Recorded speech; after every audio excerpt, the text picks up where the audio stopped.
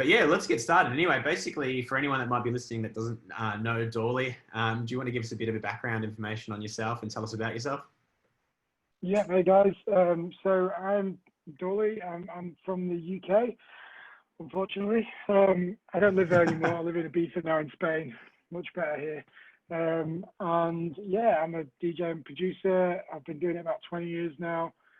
I've been kind of based between Los Angeles and Ibiza for the last 10 years, kind of thing. Fully in Ibiza now. I make house music, and I mean, I've used to make all. I've made all kind of genres over my career. I've got like the equivalent of kind of musical ADHD, and I can't sit still for long. But I've managed to hone it down to what I really like now, which is kind of like house music and disco and stuff. And yeah, I've got a record label called that's my old record called Reptile Dysfunction. Sorry, and I have a DJ academy called Orbit. And what else do I do? Yeah, I'm an international man of mystery, basically. Yeah, what don't I do is easier.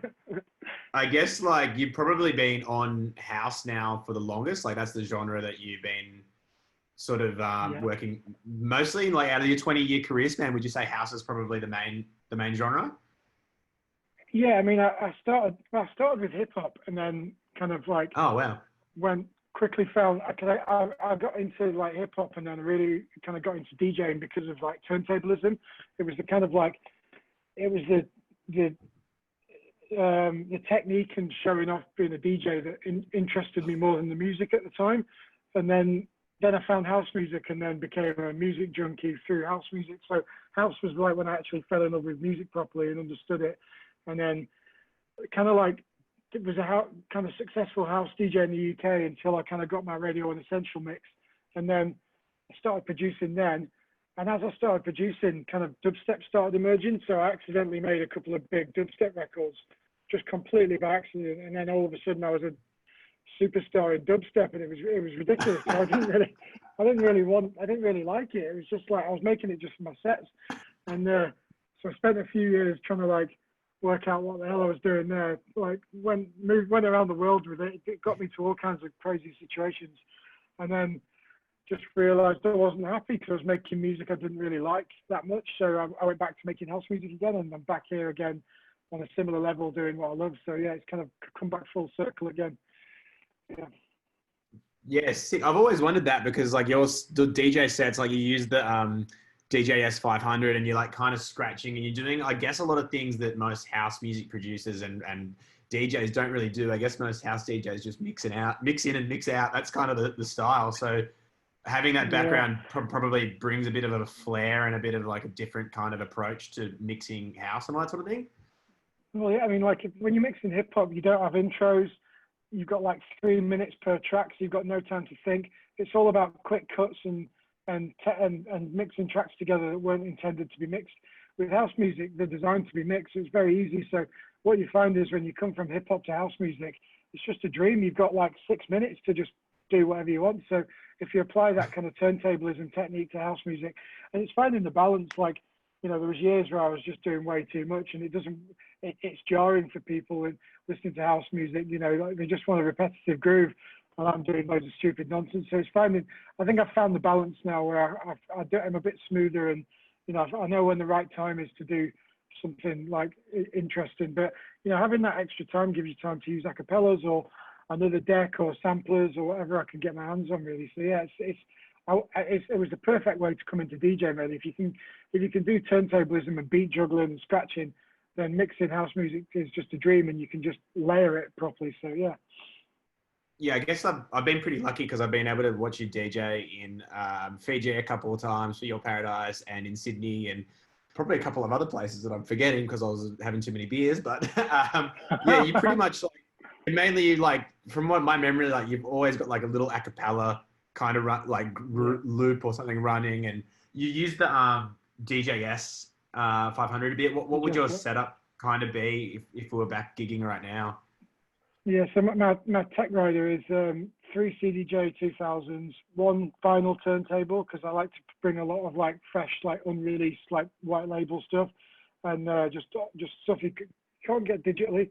And then the DJS 1000, so I can play like live my tracks perform my tracks live and an RMX 1000. So it's a pretty hefty setup. It's a nightmare for promoters, but it means I can play this kind of hybrid set between analog and digital and meshing like a bit of a live show. All of my own tracks I tend to play live, and a lot of like big tracks that when I can get my hands on the stems or use these sneaky VSTs to export stems from things.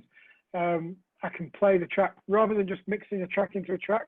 I can take out the drums of one, take out the vocals from another, and play it as stems. So I'm doing a live performance of whatever I'm doing. I want my sets to be like, I don't like just playing a track that's the same as it was. I want my set to be completely unique. So when I'm playing a track, it's something that nobody else has got. So when they hear me play like a big track that they recognise, it won't be as they know it. It'll be my own live edit of it or something. So people ask me, what version was that? And it's like, I don't know, I just did it on the fly. And it just means that, it makes me unique and sets me apart from the guy that was on before me. So yeah, that's my vibe. Does that kind of like keep you sane touring as well? Like the fact that you're not, like if you're playing 10 gigs over a weekend, you're not doing the same thing every time? Yeah, that's exactly what it is. As much as, I love my job. It's, I've been doing it 20 years. So the DJing aspect of it, it gets pretty boring, honestly. Like, obviously some gigs are incredible, but some of them are just like going through the motions I feel like if I'm not looking like I'm entertained, then the crowd are going to see a bored DJ up there. So I have to like surprise myself and keep myself like I'm a nerd. So when I'm playing, I have to be enjoying myself. Nothing bores me more than mixing a track into a track. Like I need to be doing something. I need to be, sometimes it goes wrong, but that's the whole fun of it. Giving myself a challenge and that little smile on my face when I pull something off, it's just magic. And it's like a little smile, and the crowd can see that, as well. So I have to challenge myself, otherwise it's just not fun anymore. As much as there's not. I've achieved everything I ever dreamt of achieving as a DJ. Nothing shocks me anymore. So I have to kind of like push myself out of my comfort zone to really enjoy myself, and I do really enjoy myself because of that. Is that kind of like how Orbit Retreats has come about again? Because you've kind of like been touring for 20 years, you've mastered the art of DJing, you've got your own record, like you kind of do everything. You're a jack of all trades. Is that kind of why you wanted to do Orbit Retreats? Yeah, I mean, I guess it's my retirement. Like I'm not fully retiring yet because the old dog's got a little bit left in it. But I'm not fulfilled anymore by being on the road and being a party boy and just DJing all the time. It's like, I'm having a baby soon. I've found the girl of my dreams. We're married. Congratulations. I kind of don't want to be on the road so much. Thanks, yeah. So I'm kind of like a lot of anyone will tell you that especially I've been through depression and stuff because of the lifestyle you lead on the road. And one of the best things you can do to get yourself out of depression is give it helping other people. Nothing makes you feel good like making other people feel good. So I found this I've always been a mentor to a lot of people, and it's something that I realized was like very important to me for years. So I wanted to do more of that, and so the DJ Academy allows me to help people, and have a bit of be a teacher essentially, and it's the future for me. It makes me so happy to see. As I've said, I don't get nothing. I can have the biggest gig in the world. I can get headline a stage at Glastonbury. It doesn't excite me as much as signing a record for an unknown producer to their dream label. That gives me more of a buzz than anything for myself. So it's really helped me personally, and like it's just something I really want to do this for the next chapter of my life. And what's happening is like there's been so many points over the last few years that I'm just like, I'm quitting. I don't want to do this anymore. What do I do with my life? I'm enjoying producing more than I've ever done before. Yeah. That leads back to gigging again. But with this thing, it's like, it's inspiring me to DJ again because it's giving me that hunger again. That I'm seeing this hunger in my students, and it's reminding me of how I felt back then. And it's giving me, it's like a fountain of youth. It's giving me this kind of, invigorating my kind of passion for it again. So, it's making me want to do more. So I think I'm just going to DJ a lot less, choose the right gigs, do it when I can take my wife with me, like make it a holiday rather than a tour. Cause I used to go on these, I'm on a 4-month tour. One of those really. Yeah. So it's nice to go and do it like do it. I'm not asking for sympathy because I've had a brilliant life. It's just, I'm just getting older. I'm nearly 40. I just don't want to be away from my family anymore. It's excruciating.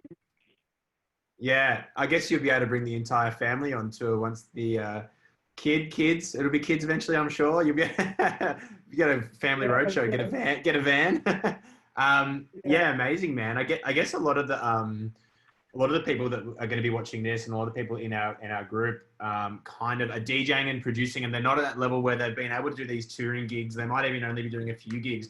So I guess a lot of people are kind of really interested to know more about the touring, and I guess you even touched on how you kind of like had a bit of a depression and stuff. Like, how do you find getting out of that, and what are your tricks and tips on how to tour right and keep sane? yeah. Well, it's learning to say no to stuff, because when you're young, and especially when you're single, you end up just chasing the after party all the time, and you never sleep. You know, I'd do 4 month tours on the road every year. I'd come to Australia, Asia, America, all in one blast. I'd be on the road for 3 or 4 months, not sleeping, drinking and partying, eating crap food, not exercising.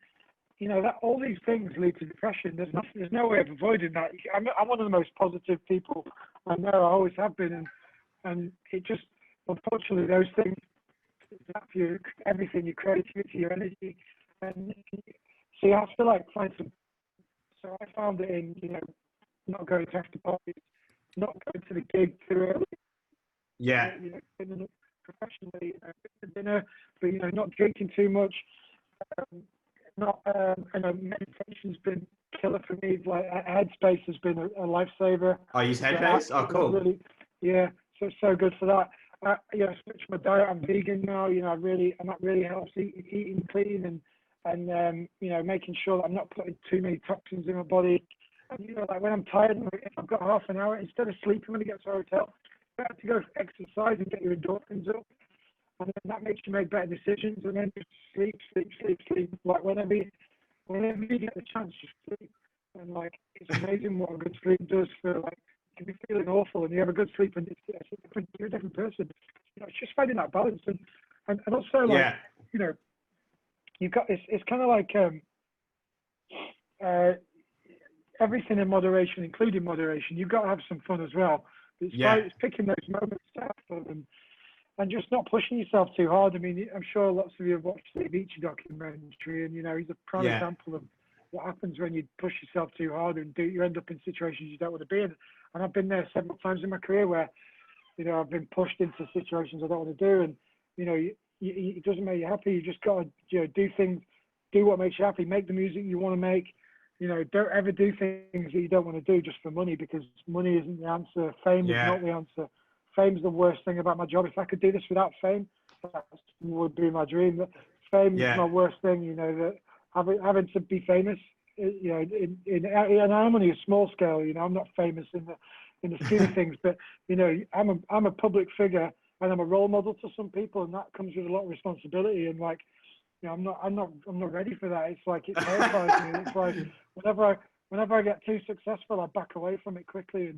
But now I've found the balance in my life. It's definitely easier to deal with.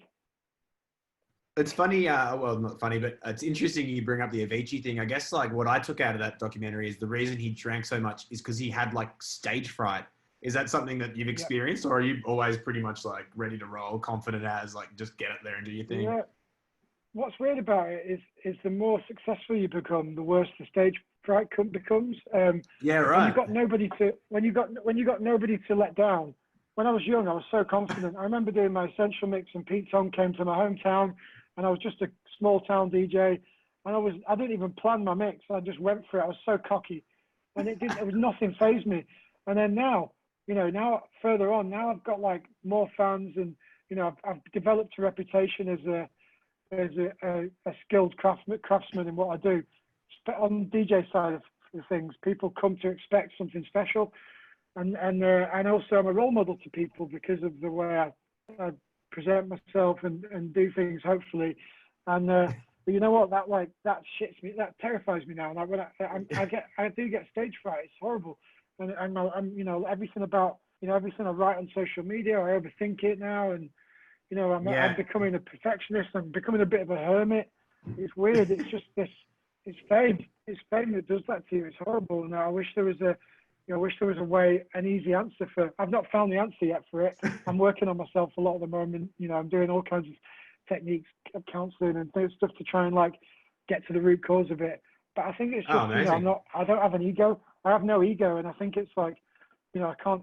Some people are kind of like born stage performers, and I'm not. I'm quite humble, and I just want to. I'm a nice person, and I want to help people, and I want to Yeah. entertain people. But the pressure now it's bad, and I'm another reason I'm kind of like slowing down a bit, just so I can do gigs that are my own gigs, surrounded by people I know Yeah. and trust, not just thrust into a situation. There's certain clubs that absolutely terrify me, and I'm just not going to play there anymore because it gives me anxiety attacks, because I don't need it right now. Yeah. It's picking the situations that you feel comfortable in, really. I guess the more you got on the plate, the more pressure it is. And something like Orbit Retreats, where it's all based on educating people and building people up, that's quite a lot of pressure. It's an amazing thing to do, though. But you know what? And even just doing this chat, we're super thankful for you even just to jump on this. This is going to help people out as well. No, of course. Yeah, I mean, the orbit thing doesn't faze me at all, because Wow. I'm so confident in helping people. Like, it's everyone that comes on my retreat, they haven't gone past the level that I have. Otherwise, why would they be here?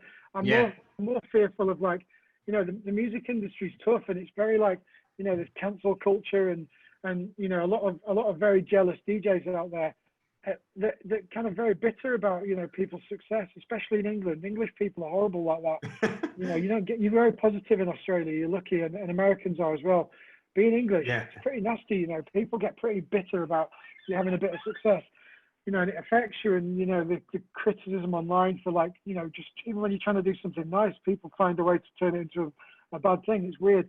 But with Orbit, everyone that comes is respects me and wants to learn from me, and everything they've been through, I've been through myself.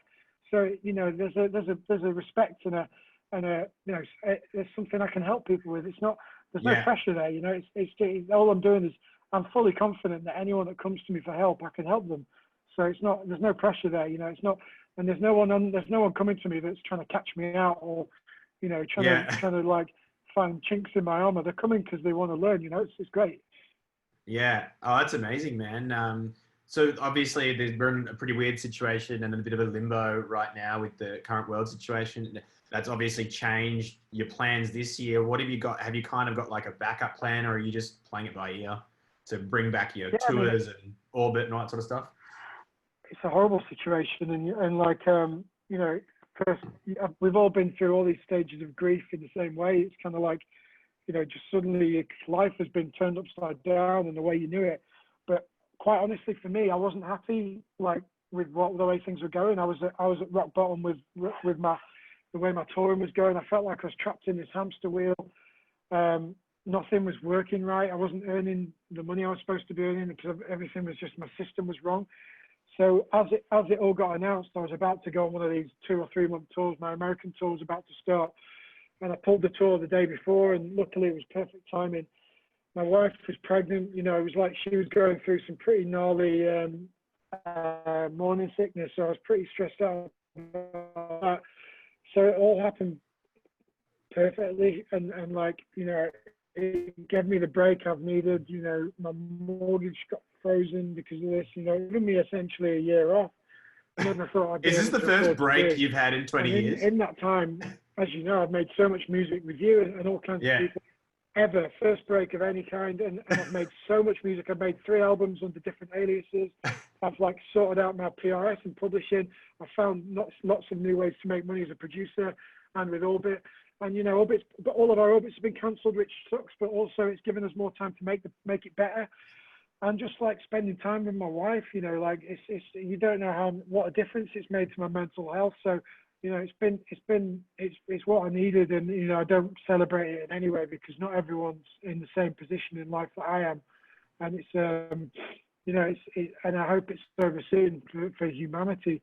But for me, it hasn't been as hard as you know, I've adjusted well, and it's so much good has come from it, you know, with me. And look at our project Masingo, how much have we got done, and all the amazing things that have happened, and that never would have happened with me on the road. I'm hard to get hold of at the best of times, you know. And you were busy too, weren't you? You know, it's been good. I've seen changes in you. It's best for you to have to leave where you were living, and it's all better. You've got a better prospects now with what's changing, haven't you? So definitely. Yeah, for me, where I am now, if things continue the way they are, I'm going to be a lot more free here, which is why I've made the decision to come a bit further out to the country.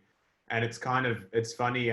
We were in Ballarat the other day, which is kind of just a country town. And it was the first time I was able to get a coffee, and someone walked past and asked me for money, and I felt like I was back at St Kilda. But there's more freedom in the country than what there is in the city at the moment. But it is a shame. Obviously, a lot of people are going through a lot of really tough times. But if you do have the opportunity to relax and reflect, it is quite good. You got to make the best out of a bad situation, I guess. Do you think now that you've reflected on your touring in the past, and when things do go back, you'll have a bit of a different approach to your tours and that sort of stuff? Absolutely. Like, not as long. There's no way I'm going back to that way of life now. Like I can't. You know, I've seen the light, and I've found new ways to work, and it's not. I don't ever want that life again. You know, this all for me happened for a reason, and I'm not going to stop DJing because I do love it when the conditions are right, but it has to be less. And Australia, for example, like is my favorite place in the world to DJ. I'll never stop coming on those Australian tours, but I'll do. I won't be DJing in the UK very often anymore. You know, it's not something that makes me happy. I don't really enjoy DJing in Ibiza too much unless it's a couple of special places. And, I like living here, but there's certain places in the world I really, really enjoy DJing, like Australia, America, Asia. And I want to do more of those. But when I do it, I want to be able to bring my wife and the baby and make something nice of it and hang out with friends more. And I want to spend a lot more time with my family. I want to make much more music. I'm a better producer than I've ever been. And I'm working on amazing projects like Masingo with you. Yeah. And, that's what's making me happy. And I'm having epiphanies every day of like, this is the career I've always wanted. And naturally is all this music's going to come out. They're all going to be hit records and I'm going to end up on the road again. But you know what? I think it'll be different. And I think I'll be at a different position where I'll travel more comfortably. I'll play gigs on lineups I want to play on more, in clubs I want to play in. Like some of the clubs I was playing in, I just didn't want to be there. I've got 100%. To learn to say no to things. And also what my time is worth. And I was doing gigs for crap money that I didn't want to be at, and I was coming home deflated, thinking like, what? And I'm coming home broken, recovering, not making music, depressed. Like, I need to just know when to say no, and when the conditions are right, when they go, and I'm thriving off it. Yeah. And it's just like I've not got a manager or an agent. We do it all ourselves in house. Like, we have to. I've just been saying yes to everything, and it's not the right way to do it. No, I think that really relates to any DJ at any level, even people in Melbourne that are just, going out 5 nights a week and doing 20 gigs a weekend. And, you've got to go out every night to get these gigs, but people burn out quickly. And it's just obviously leads to depression, that sort of stuff. You're probably going to hate this question, but how do you find being vegan on the road? It must be really difficult to get the right food. And do you have like a sort of backup? Do you cook or something, or you just always know where to go? It's a nightmare. Like, it's like, first of all, I don't like telling people I'm a vegan because people don't like vegans. It's like, I don't go on. I'm not one of them vegans that preaches on people. Everyone's on their own journey, and I've got my own reasons for doing it. I could never. I couldn't even. I say water from my swimming pool, and like I could never kill a spider or anything. I think all life is precious, and it makes my stomach churn thinking of eating something that was living. Just not the way I am. And also the health aspect with, I've watched too many documentaries on how bad processed meat is for you. So it's just something that, but on the road, it's absolutely possible. In airports, sometimes I just have to eat, vegetarian. I'll eat cheese, or I'll eat meat if I have to. And if somebody cooks for me, I'll eat it. To be polite. I don't tell promoters I'm vegan. I tend to just say, they'll ask where I want to eat, and I'll say, if you've got anywhere with a vegan option, that would be great. And I don't want to ruin, because usually they're taking you out somewhere special with a friend, so I'll just go with the flow and eat some side dishes if I can. Yeah. Whatever I can see in airports, if I see something good, I'll grab it and take it with me. I order vegan food on airplanes. You know, it's tough. It's tough. Like festivals, I take like a NutriBullet with me, and Oh, sometimes a nice. George Foreman if it's going for a week-long thing. It's really, I think things like cook, but it's tough, and it's like, I tend to put on 2 steps when I get on one of these tours, and when I get home I have to. But usually there's always something vegan or vegetarian at least on the road. But it's Yeah. usually not the healthiest. It's usually like a cheese sandwich or something like that. And Deep vegan's fried. pretty hard, but yeah, I do a lot of juicing and Yeah. I try not to drink. You try not to drink too much because that makes you make bad decisions. But it's not easy. It's not easy, honestly. And I guess again, that comes back to the moderation and moderation. Like you said, moderation and moderation. If you do have to eat something, you will, but just that 90% rule, I guess. So what is on your rider then? Supplements. Oh, nice. My rider is I still have like a bottle of vodka and some mixes on there. I drink vodka, lime, and soda if I'm drinking, because that way I never get hangovers, because vodka's the least of the alcohol. I mean, tequila's good as well because it's the only alcohol that's not a depressant. So I tend to, if I'm drinking, sometimes I'll have a couple of shots of like good quality agave tequila that hasn't got sugar in it, but I'll have vodka and lime and soda because that way, no sugar, and you're drinking always like you'll drink like for every 1 shot of vodka, you'll be drinking 5 shots of water, so you're hydrating, so you never have a hangover. So that's my drink if I am drinking. I also have like kombucha on my rider as well for my gut health good. Nice. So it's a bit I look like a proper hippie. But yeah, I mostly have the drinks on there for my friends, for my entourage.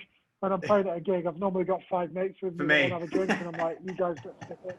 I'm going to just have some booch. That's amazing. What was it like going, because obviously the if you compare dubstep to house, it's quite a big, quite a different sound. So what was it like kind of transitioning from one completely different genre to the next, or was it kind of slow, or? I mean, I was always doing both anyway. I was always still doing house. It's just because I was so successful at dubstep, people in house weren't taking me seriously. So when I was getting big money remix offers to do a dubstep remix, and I was like, so I'd give them a house remix, and they'd go, no, we kind of want to do one like that because you're Oscar Bunker. I'd say, right, I'll give you a remix, but you've got to put the house remix on the package as well. So I'd be doing 2 remixes for the price of 1, and they'd put the dubstep one at the top, and then they'd either put my house remix at the bottom somewhere, or we'll just do that one digital only, and we'll do the dubstep one on vinyl. And it's like, or sometimes they just trick me and not put it out. And it was like, it was annoying, It was like, and also, the crowd is so different in dubstep and house. Like, house music crowd is a bit older and a bit more kind of like girl friendly and a bit more kind of like, I don't know, like dubstep crowd's kind of like very bro and kind of like, it's a bit more kind of like mosh pit and a bit more like, I don't know, I was too old already. Even at 30, I was too old to be in a room. I felt like too old to be in that room. And, obviously nice people and stuff, just like, I felt like I was like out of my element, whereas house music crowds are more my in tune with the kind of people that I would hang around with normally. So it was like easy transition in that front. I was a fish out of water in the dubstep world, and I think that showed. And I was just doing more. I was just listening to what was successful and making music like that, and it was working. And it was like, it was before Skrillex and all that kind of stuff happened. So, Skrillex came in as a new artist and was my warm-up DJ, and that's when it really spun me out because the dubstep I was making was kind of like more low end stuff and a bit more like, it was still gimmicky, but like, a bit more musical. And then this whole scene emerged with Datsik, Excision, Skrillex. That just came out of nowhere, and all of a sudden that became dubstep, and their warm-up DJs are all playing this kind of like, wah, wah, wah. And it was like, I didn't know what to, and it's amazing. That music was such a kind of like slap in the face for the whole world. And no hate on it whatsoever, but it was terrifying for me to go on after that because I didn't know what to play. I was just like playing like the stuff I was playing, but I didn't have anything like that. And it was like going on after like a heavy metal band. And I ended up saying to the promoters, can you put like these DJs on after me, because I don't know how to play after them. I'm gonna have to warm up for them. So as the headliner, I was warming up for the opener because the music wasn't flowing right. And it was Yeah. like, what was going on? And it was like, you know, watching these superstars come out, and like Skrillex thing was so impressive. Watching him, there's super talent. It was just like watching people dance in a way you've never seen before. Like I can't make people dance like that. It's a different kind of like, even drum and bass doesn't make people go down like that. And heavy metal, Yeah. the crowds, what he was doing to people was just like, you know, it was a real kind of like genre shift, and dubstep Yeah. as we know just kind of disappeared. And you know, a lot of us retired from dubstep because we couldn't keep up with that, you know. And it's like, it was kind of, but also, you know, a lot of us that were making that weren't really making that, you know, like Scream came from More dubstep. intense. But Yeah. he also like got one of the most like incredible music minds I've ever known. You know, he understands disco like nobody. You know, he understands techno like he's a master. So it was Yeah. so easy for him to transition because he started making all these new sounds and just went straight into it because he's a genius. You know, Yeah. and you know, other DJs kind of just stopped doing it. You know, a couple still stayed in there, Rusko and Casper, and that still make it. Yeah. And you know, but they had to adapt a bit. But then, you know, because they were such legends in what they were doing, they kind of stuck to their guns and respected for that. Whereas I was never into it for like, I never had a sound. I was just making whatever was Yeah. popular, and it was like, you know, I felt like a fraud because I wasn't really into it. It was like, I was into the DJing side of things, but I wasn't into the music that I was making. Yeah. So I was turning up to a dubstep show, and I was behaving like a turntablist, and I was kind of tricking the crowd by playing like hip hop and like old school trap before that got too aggressive, house Yeah. music, drum and bass, jungle, and it was playing about 5 dubstep records, which are my own, and then just making it into a show of other music. And it was weird. It worked. It really did work because at the time in America, only hip hop was king. House music had Yeah. died at the time. It had gone through a hiatus, so it was only hip hop in the club. So it was working because I was playing like good quality underground hip hop mixed with dubstep, and I was like an open format DJ, and it really worked for me. Yeah. But you know, the dubstep side of things as a producer was just not satisfying me, so it was an easy transition on that respect. And as soon as I started making house music, all my heroes started signing them. Green Velvet, Todd Terry, DJ Yeah. Pierre, all like got on board and started. Fatboy Slim, you know, they Yeah. all, Pete Tong, they all started supporting me again, and you know, playing my records. So it all happened really, really nicely. Yeah, amazing. That's so crazy. So you saw Skrillex as a warm-up DJ, and then you were in Fiji with him years later as well. So you sort of got the Yeah, opportunity to see him and his career kind of just evolve, I guess, from nothing to. I mean, he's the biggest DJ That's in the world, amazing. isn't he? What all that guy's achieved, and he's such a nice bloke, and like he's so talented. Like any producer will tell you how good his productions are. To the untrained ear, you might not know, but like the Yeah. sonic ability of that man, and like the you know what he's moved behind the scenes now, and he's writing for pop stars and stuff, and you know, he just pure talent, and just like doing something that no one had done. This hybrid of like, you know, heavy metal and dubstep was just like nobody knew what to do. And you know what happened next was like, you know, that took over the world, and then the next big thing was Disclosure, which kind of took things back to kind of houseier, deeper sounds again, didn't it?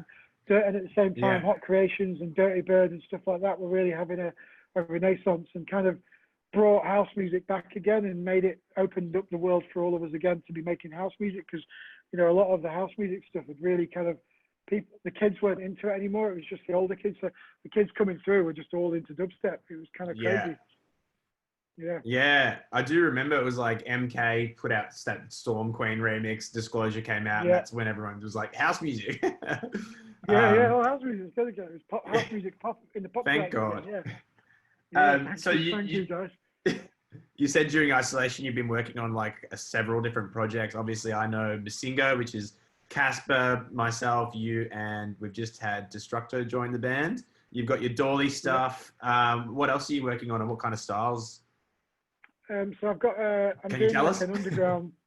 Yeah. Well, I've got like an underground project called Wrong Turn, which is myself and Houseworks. It's kind of like sleazy house, DC10 kind of sounding stuff. So that we've done pretty much an album of that. We don't really know what to do with it yet. We're just making an album, Yeah. and we're gonna work out what to do. And then I've got another project with Shadow Child and Jake Shears from the Scissor Sisters.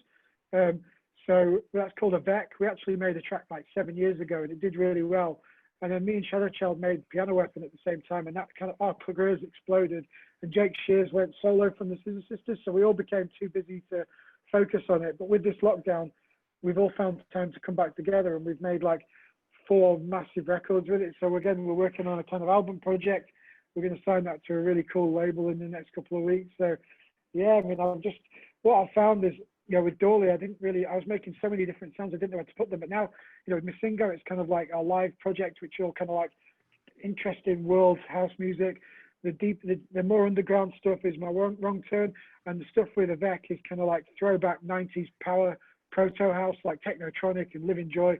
You know, with Jake Shears as a singer, it's like, it's so fun and just like, it's almost pop house music, but cool as well.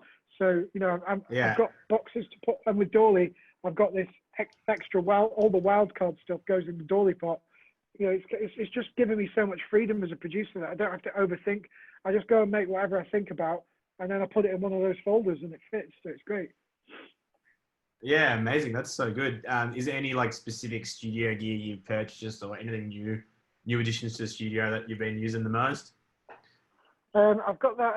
I've got the Native Instruments Control S49 keyboard, which is good for and the Machine Jam, things like that. And I use the DJS 1000 a lot because I'm not classically trained. I can't play a piano or anything as much as I'm trying.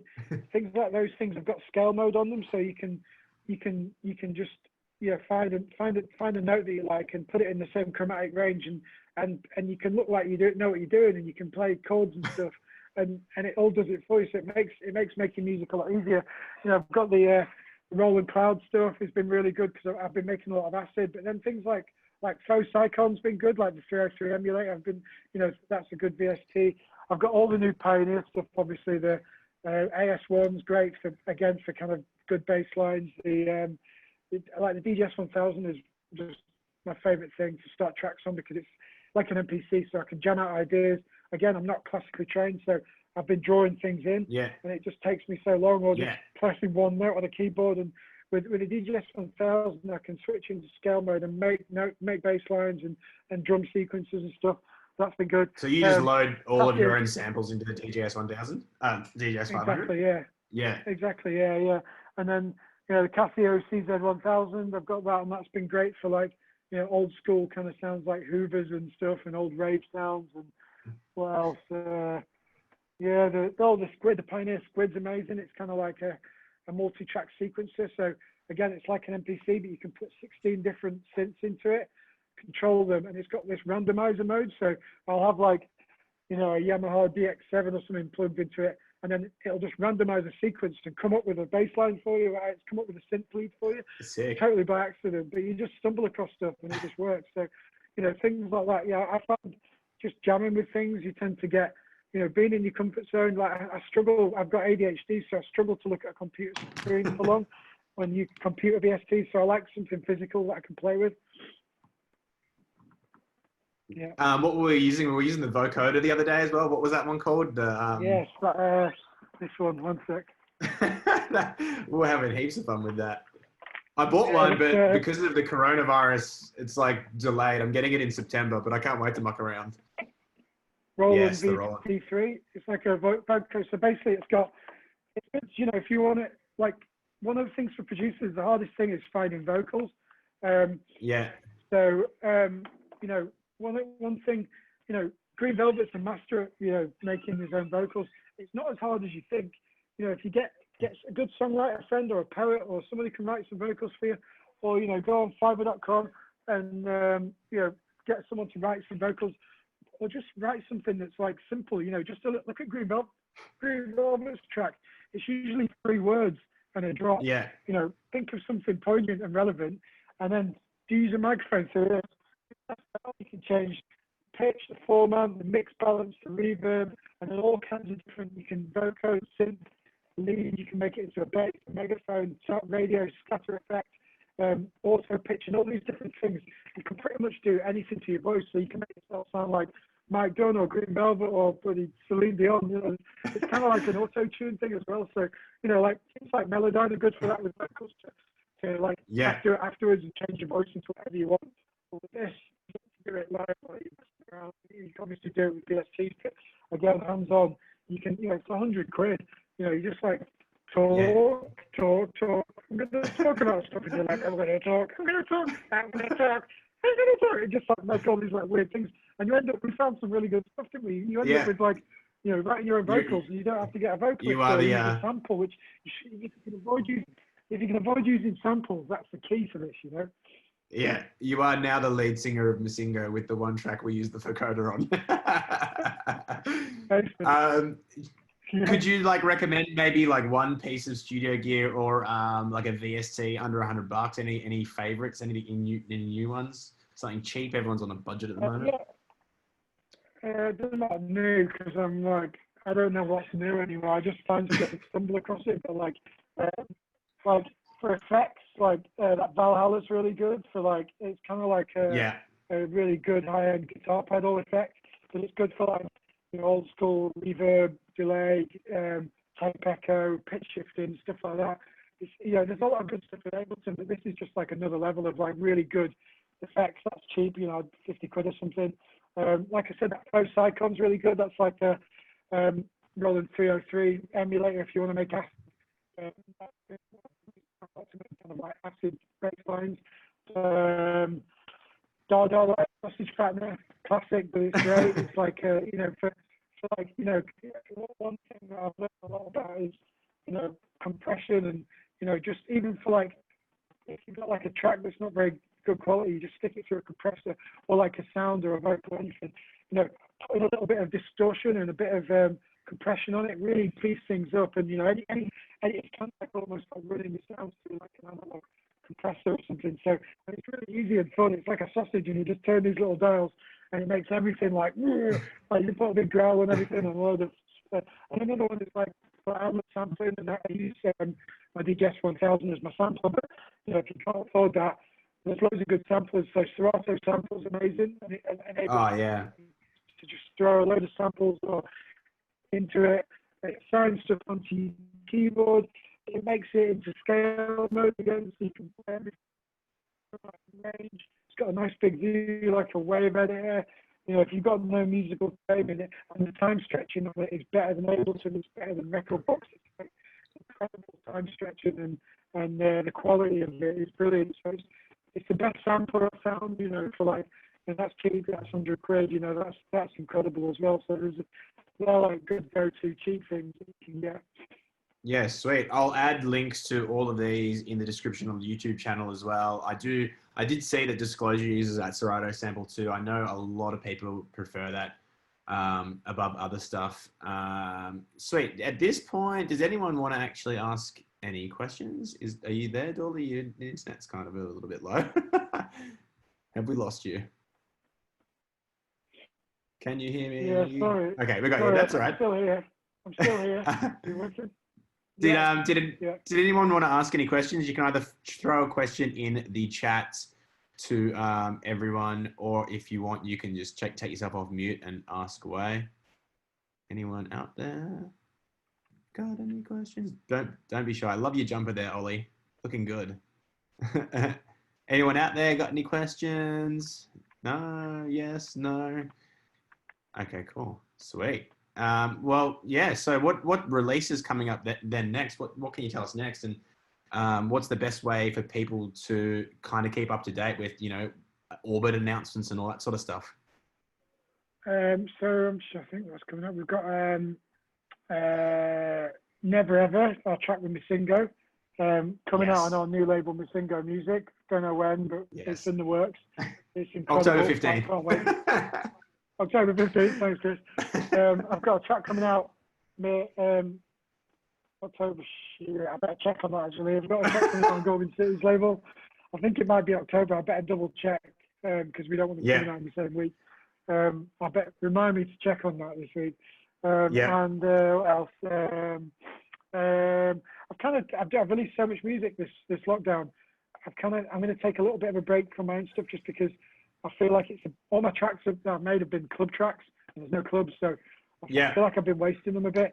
So, I've got one of the Avec things coming out, but most of it will be the end of the summer. Yeah, so kind of lots of stuff on erectile dysfunction coming out. There's some really good stuff there. Orbit, if you check out www.orbitdjretreats.com or Facebook Orbit DJ Retreats, join the community. It's free. It's a really good group for like young producers and stuff to help each other out. And unfortunately, we just we're you know the retreats in Ibiza are looking a bit shaky because of the travel restrictions, but we're going to be announcing some more dates for next year, including Australia and lots. So just keep an eye on things, and we're going to be throwing a lot of content up there, lots of tutorials and stuff, and I'll be doing lots of those kind of stuff as well. So yeah, and I'm just I'll be just making music. I'm going to be kind of hiding out, keeping my head low while this is happening, ready to come out of this strong. So yeah. Beautiful. Awesome, mate. Well, you're a busy man. We really appreciate your time tonight and your insight. I think a lot of people are going to find this really helpful. Happy as with that. We'll make sure we chuck all those links to everything into the description as well, to Orbit, to yourself, and to all the plugins and VSTs and analog gear and everything mentioned. What do we got? Just one question from Brett. What level are the Orbit DJ retreats aimed at? It's all levels. That's what's so beautiful about it. That like it's like a one-stop shop for like everything. We do everything from sorting out people's profiles and the biogs and the look, and the music production levels, the DJ technique, mental health, everything really. So what some students, we've had like 12-year-old kids come through. We've had like ex-DJs that retired and went in the military and then have come back to it. We've got people who are kind of high-level DJs who just need a refresher or like to level up again. What we find is, whether you're just starting out and you've never mixed a record before or even know what it's about, or you're already an established DJ but you want to get better, unless they're better than me at DJing and higher profile than me, then why are they on the course anyway? Except the networking is really good as well. So because we've got people like Gorgon City and Rob DeBank and people like that, the highest caliber of mentors, and production tutors, and the top level pioneer guys are there with me. So really whatever level you're at, whether it's just starting out or a high level, we'll be able to improve that. A lot of the time you're coming on it because you're doing well, but you're not getting, people aren't listening to your demos. Maybe your DJ name's wrong or your profile doesn't look right. We can give you a perspective from a lot of industry experts that can troubleshoot what it is that's stopping you get to where you go. We'll listen to your tracks and see what needs improving, because a lot of students that come on are good producers, but they live in small towns and you've got no one to kind of help them look at their music and tell them what if it's good or not. So it's having that perspective from 20 other students plus 15 other mentors that are already successful in their career, in all different walks of the industry. So, and then some people, it's like, we just want to learn how to mix, or we just want to learn how to use Ableton for the first time, or I want my mental health suffering, I want to know how to find balance, and help me with that. So what we do is people come on the course and we put you into groups with like-minded talent levels, or sometimes we mix you up with someone who's not very good at DJing but they're really good at producing, someone who's not very good at producing but really good at DJing. So we might, if they've got similar personalities, we'll put them together, so they'll come on the classes together, and then in their spare time they can then help each other out with their own weaknesses and stay in touch afterwards. And the best thing that comes is this group of students that become friends for life in this little community that we create for them, and they all support each other and help. Some will help produce the other ones, some will book the other ones for DJ gigs, and they'll all start parties and labels together and move into houses. They've all moved to Ibiza now. It's a great little beautiful way of building a community, and it's such a beautiful thing. It's like there's no prerequisites, and what we do ahead of it is I speak to every single student before we accept them to make sure there is something that I can help with. We don't accept people if Siri's got talking to me now. If people have got the wrong attitude, or I don't think I can help them, then we won't accept them, and I'll be honest. Or if I like to be as prepared as possible, so we do several Zoom interviews one-on-one before the course to make sure that I've got the right tutors that can give them the maximum from the experience, and make sure I'm prepared. If it's like you want to learn how to play vinyl, or you want to, there's things that are my expertise, but there's things that aren't. Some people might want to learn how to master. I'm not very good at mastering, so I'll bring on, if there's a couple that want to learn to master, we'll bring in a mastering expert. If there's more that need mental health and profile stuff, we'll bring in top shelf like marketing experts to make sure we've got enough of those to focus on the group. So it's really just a one-stop shop for everyone, and it's more about the community aspect, and everyone will benefit. I've never had one student that's not come out of this benefiting in one way or another. And if they don't get it from the course directly, I'll make it up to them afterwards. I feel like really responsible that people, spend that money to come and learn from us. And the only ones that don't benefit are the ones that come with the wrong attitude. We've had a couple of people who've turned up and just come thinking it's in Ibiza and it's a party, and you ended up partying, staying up all night, not turning up for things, and drinking all day and stuff. And it's like, what can you really do for people like that? So, but even those people, I've sat them down, and if what comes from that is somebody they respect telling them off and telling them you can't live your life like this. If you want to learn, do you really want this, or are you just coming if you're coming for a night out, we'll give you your money back. Go get a hotel. I'll put you on the guest list for all the clubs. If that's what you want, I'll give you that experience. If you want to learn, then you're going to have to knuckle down, mate. Come and turn up for the classes. Give me your attention, and I'll help you get there. For a couple, we've given them the money back, and they've gone and had a great weekend in Ibiza, and I've put them on the guest list for Space and Amnesia and DC10, and they've had a great time. And then afterwards, we've sat down and I've talked to them and said, how are you feeling? Are you okay? And they're not okay, and they need help in other ways. And we put them onto one of our mental health tutors. It's like, I think there's something for everybody really on it. And with the mental health tutors, is that kind of just DJs like yourself that have been touring, or do you have people with degrees and qualifications, or is it just? Yeah, we've got professionals. Yeah, we've got nice. It's a mix of we've got Ian from Hummingbird, who's a mental health practitioner, and then also a lot of our mentors have been through some kind of depression on the way. So nothing helps more than somebody who's been through what you're going through. I can offer a lot of advice. Rob DeBank's been through it, and he specialises in meditation and mindfulness. So things like that. We've got a bit of a mix of DJs who have been through it, and professionals. And with mental health, nothing helps more than talking about it. The worst thing you can do when you're going through a depression is bottle it up and not talk about it, because it just gets worse. You'd be amazed just talking about it to somebody else. And it's like a safe place where everyone trusts each other and can talk about it. You can't talk about it to your friends and family because they judge you and you're embarrassed about it.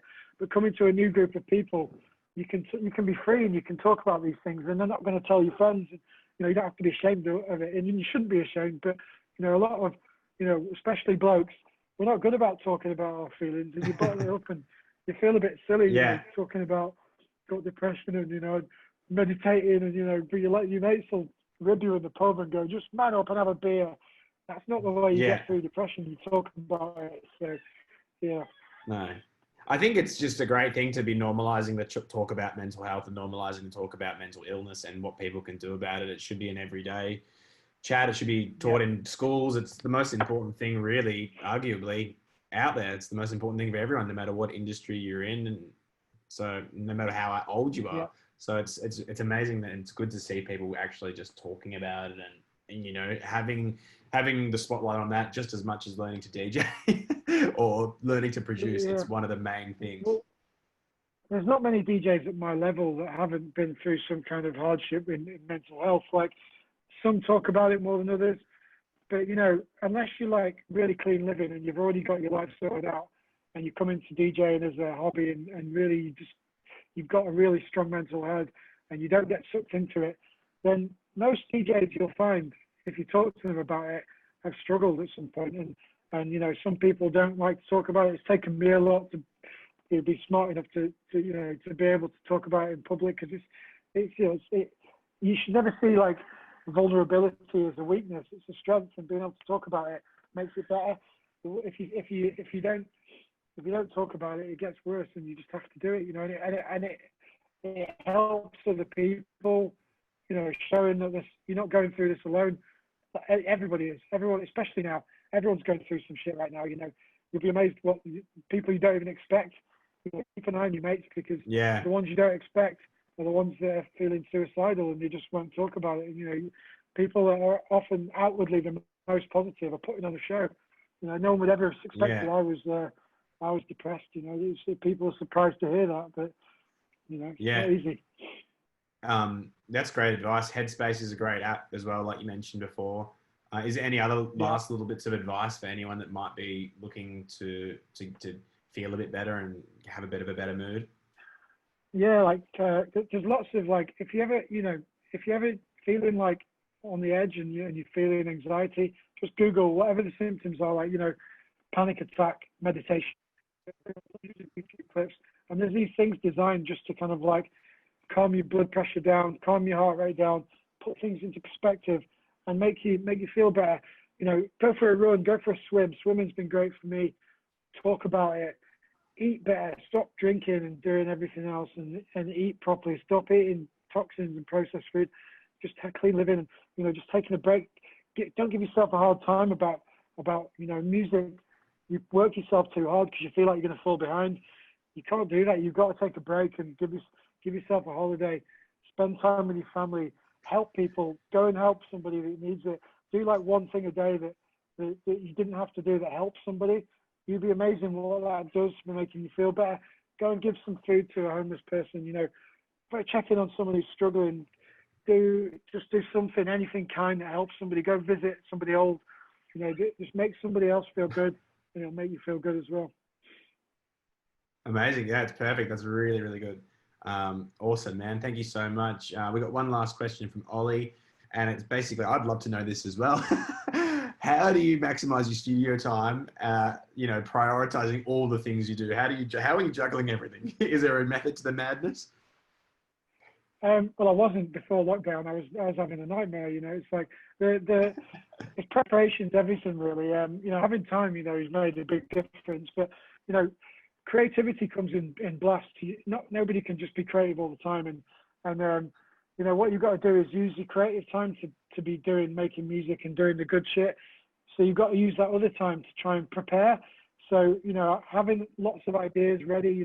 Constantly listening to things, shazamming things, and taking inspiration, but just making notes and making little folders on your desktop and have as many ideas ready to go. So when it strikes and you've got time to be in the studio, you can maximize it. Don't do the boring shit like trying to finish stuff. Like make as many. It's the idea creation stage which is the most important. So have those little idea folders ready and things. So when you suddenly think, right, I've got 2 hours today, I'm going to go in the studio and make music. Having a folder full of ideas ready that are like sample, time stretched, all the boring, crappy stuff like time stretching it, chopping out the bits you're going to use, writing lyrics, whatever. And then when you get 2 hours, you're like, right, I'm going to work on this idea until it feels bored, until you start to lose momentum. Then save that project, export it. If you've got the energy, go do something else creative. Like I like teaching myself new tricks, like making towel swans out of bloody towels for when my guests are coming to stay, or doing some painting or something creative. It keeps your creative level there, but something just change of scenery, go for a run, whatever, go for a swim, then come back. And if you've got the energy, then start a new idea. And if you haven't, then forget about it. Come back another day. And then what you'll have there, you'll have, over the space of a month, you might have 20 loops or really strong ideas. And then what you do is when you've not got that creativity, you come back to them and do all the boring crap, like, tracking the vocals properly, arranging all that boring shit, master it. Now I can't master an A, but mixing it down a bit, making it into a finished track, and then you leave that again and you move on. And with me, I send them to somebody to mix and master properly because that's not a good use of my creative energy. So I'll pay somebody to do that section because it's not something I've got the attention span to do. My time and skill set is used better in the idea creation mode. That way I'm making much more tracks. DJ, practice, find some acapellas, find some new ways to use your DJs 1000 or put your set together, things like that just go, you've got to go with the flow. And if the flow is making music, then do that. If it's not, then finding music can be fun. Sometimes you can't be bothered going through promos or vinyl shopping or Bandcamp. Sometimes you're just like, what, I'm feeling in the mood to spend my entire day finding music. And from that comes inspiration to make music and your sets get better. But sometimes you're like, no, I can't be bothered listening to a lot of crap promos today. I'm going to make some music. So you just got to go with the flow and do whatever your circadian rhythm tells you to at the time. Sleep as well. Get some sleep and you sit in a room in silence, meditate in the morning, and your creativity comes. Your brain starts working properly because you're not distracted by a load of stuff. So it's just being prepared and doing things like that give you that kind of like creative energy, really. Awesome. Amazing, mate. Heaps of advice. Really good stuff. Thank you so much. And yeah, look, we've got an hour. What's your tips, Chris? Because like you're much better than me. Just like, you're coffee. incredible. Like Chris, by the way, is one of the. I'm so lucky to be working with him because he's unbelievable. His work ethic is incredible. He's so professional. He makes so much music. It's like it's terrifying because I'll be busy for a couple of days. He's done much more than I have on the project. And I'm like, oh, just give me a minute to catch up. And he's made 3 tracks. I'm like, let me do my part of this because I'm not caught up with you. So, what's your tips for this? Well, I don't have a pregnant wife, so I'm single. That's pretty much it. That helps. Yeah. And you've got Casper as well. Casper's a good assistant, isn't he? As well, he's one of the most gifted musicians I've ever seen. I'm probably similar to you, whereas I have more time ever now, but it is I have I do the same sort of routine every day. And I guess, what you hit it on the head with doing what you feel like at the time. So when you do feel like doing all the label work, get it all done just then and there. When you do feel like making music, do it all there. But I do find obviously scheduling in with people like Casper, doing Zooms, constantly catching up, and sort of making other people make you accountable is really helpful as well. And taking a 15-minute break every hour as well. Otherwise, if you don't have a little bit of a break and you keep going for 4 hours, then you probably won't do anything for 3 days. But if you just always have a little bit of a break, and another thing you said, which I agree with, is not putting too much pressure on yourself. I find the more pressure you put on yourself, the more stress you're under. You don't enjoy practicing the bass guitar, or you don't enjoy mucking around on Ableton. You've got to always enjoy it. And if you enjoy it, you might get lost and start doing 4 hours on Ableton and you'll be like, shit, where did the time go? Yeah, so definitely, yeah. Always make I think diversify your workflow. I think, do you know what's helped you as well? Like when before lockdown, you were living in Melbourne, and like me, you enjoy a party, don't you, a little bit? And you're probably going out more than you should, and you're a DJ, and you absolutely hate partying, don't you? You never party. And since this, you've been through like a life change. You've moved house. You've retreated into the wilderness, and the same temptations aren't there. And you go into a really good routine. You're getting up at 6 a.m. You're meditating. You're eating right. You're not drinking. You're like the mental fog's lifted, and it's incredible. It's hard to explain till you go through sobriety. And I still have a little party occasionally, but I feel it for a week afterwards. And then what you find is 2 weeks into being clean, everything's working properly, and it's like, what was I? I'm making music again. I'm like making the right decisions. It's just as simple as that, isn't it? Really. I think I barely drink anymore. I think being sober, you're a lot less. I don't want to say angry, but you don't have as much. More patience is probably a better way to frame it. You're a lot more patient with things, which gives you a lot better perspective with every task. If someone sends you an email, you're not getting upset that you have to do that now. You're like, oh, cool, I'll do that later. It's just the clarity really, really helps. Yeah. Definitely. Definitely. All right, mate. That's it. Well, you're a busy man. We said we'd do an hour and we've already gone over, so I really appreciate the extra time. And so does everyone else here. Thank you so much, mate. I'll chat to you soon and have a nice day. Enjoy the rest of your day. Say hello. Nice one. See you later, guys. Cheers, mate. Thanks, guys. Thanks for joining, guys. Cheers. Thanks for joining, guys. Legends. Have a good one. See you guys. Cheers. Thank you. Cheers, Julie. Hey guys, thanks for making it to the end of the video. Make sure you do hit subscribe and turn the notifications on, so you're going to get notified every time we upload a video. We're doing a minimum of 2 a week, sometimes 3, covering all bases in the industry, from mental health, production tips, interviewing, DJs. We're going to go deep, deep, deep, covering all bases, get you all the information you need. Hopefully some of it is useful and there's not too much of me talking shit.